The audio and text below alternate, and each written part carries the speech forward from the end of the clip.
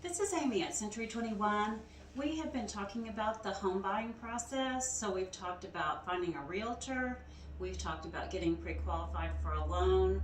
We've talked about the offer and negotiating process when you find the property.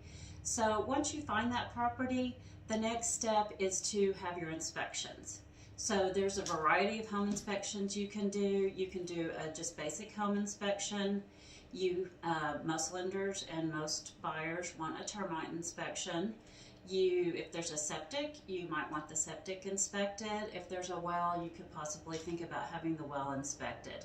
So you have a period of time from the time you sign the contract and the seller accepts an offer to get your inspections done, and generally that's about 10 days or so depending on the contract. So you as the buyer can select your inspectors. You contact them and tell them the property and what you want inspected, and then they take it from there and set up a time with the listing agent, who sets it up with the seller because they will need to get in the house. And then the inspectors, the home inspectors in particular, they will kind of do a top to bottom inspection. They'll look at the roof, they'll get in the attic, they'll check out the HVAC, electrical, plumbing, appliances, structure, things like that.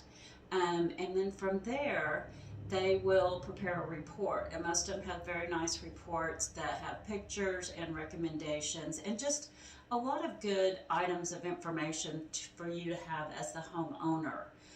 So if there's anything, recommendations they have, then you as the buyer can have your agent prepare a report and send it to the seller's agent asking for certain repairs. And that's another point that things are negotiated.